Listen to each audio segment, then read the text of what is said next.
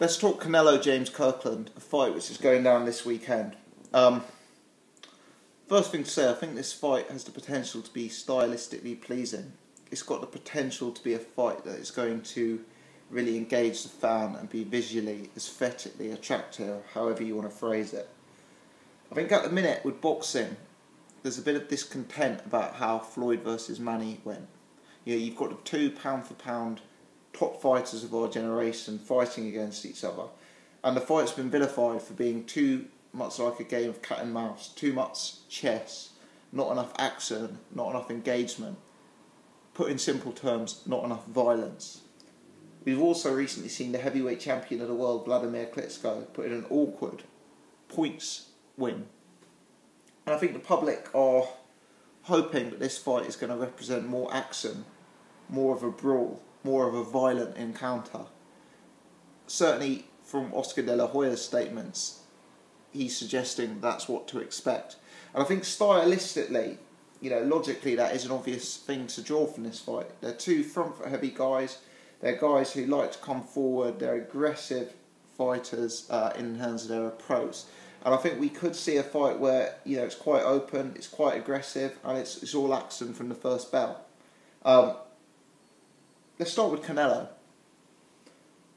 Canelo is not a savage brawler, in my opinion. He's not a barroom type fighter. He has a lot more education and schooling in a boxing sense than that. Yeah, this is a guy with some sort of capability, some sort of understanding of how to box. What I would say, however, is his inclination is to come forward. He's a front foot heavy guy. He's aggressive. He likes to fight at close range. He likes to get on the inside. He likes to throw power punches. He likes to throw hooks. Whilst Canelo he's not just a brawler. He's not a guy who gets on his back foot, throws a jab, dances around the ring. He's more aggressive. He's more come forward than that. Now, let's look at his previous fights and his resume. The fights where he's had trouble: Floyd Mayweather, Austin Trout, Erislandy Lara. Now, all of those three guys are different fighters, but to an extent they can be lumped in as boxers, movers, counterpunchers, back foot guys. Floyd Mayweather pretty much whitewashed Canelo. The other two, they were both controversial fights, Trout and Lara. Let's just say they both caused Canelo problems. Whatever you think the result of those fights should have been, and I understand it's contentious and controversial, but let's just agree that both Trout and Lara caused Canelo problems and were able to take several rounds of Canelo. In other words, I don't think Canelo likes a style where he's in with an advanced boxer mover who can throw a jab, counterpunch him, and set traps for him. I personally think, you could make an argument that both Canelo and Kirkland, their best performance came against the same guy, Alfredo Angulo. And that's where we've seen Canelo, at his devastating best. When he's allowed to come forward, press an opponent, push the pace, and really unload on a guy. For me, that's when he looks at his most devastating, because he is a big puncher and he's got huge strength, he's got a great chin, he's got education in the ring. But for me, he is not as refined when he's chasing a mover like an Erislandy Lara. Now, that kind of fighter is going to cause Canelo all sorts of problems. Let me say, right now, I'd pick Demetrius Andrade over Canelo.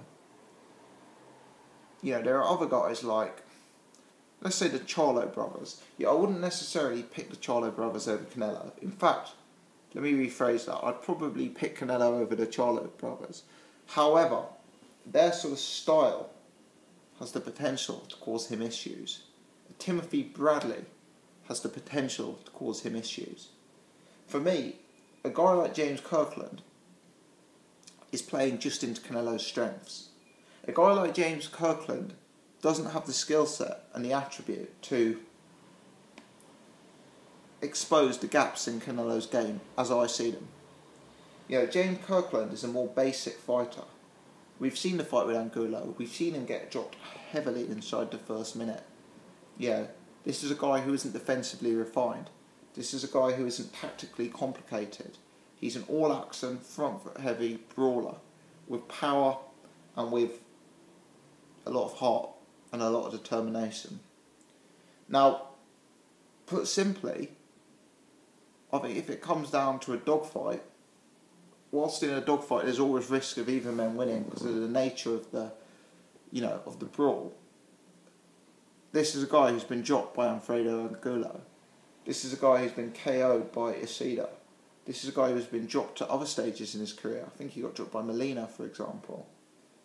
He's up against a guy like Canelo, who has never given us concerns for his chin, who's a real power puncher, who's widely regarded to be big at light middleweight, who's a powerful, strong guy. And I think has more sort of boxing education and capability than Kirkland.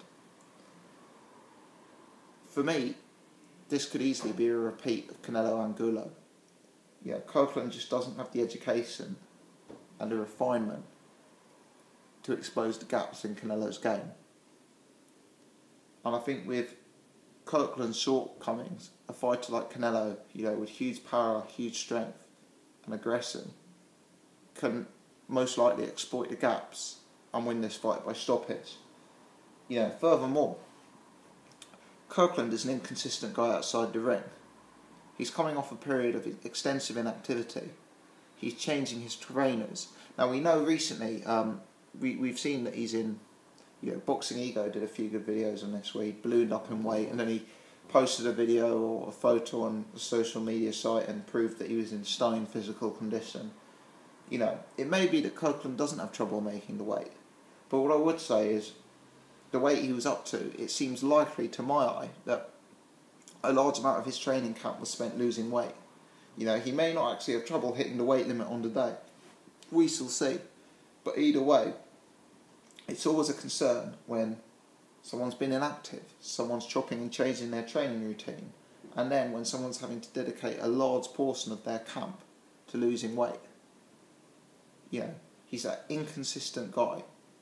He's not a guy you would want to trust with your life savings. And in my opinion, Canelo's the best guy he's ever faced.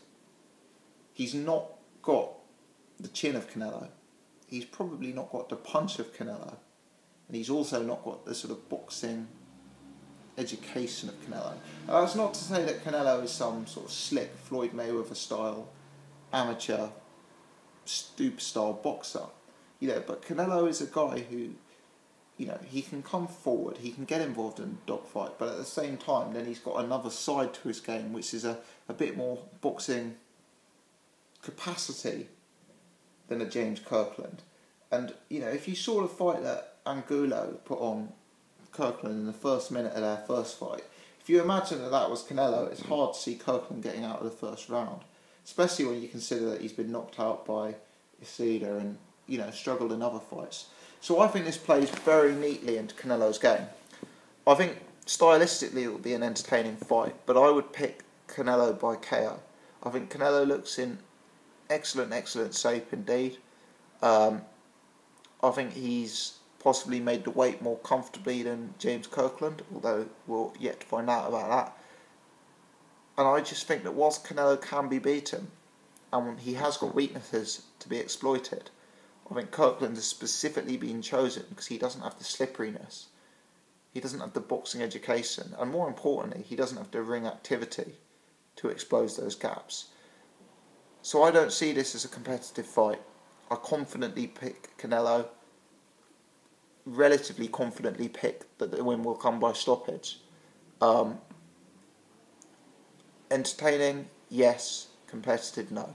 Let me know your thoughts. As always, keen to discuss. Many thanks for watching.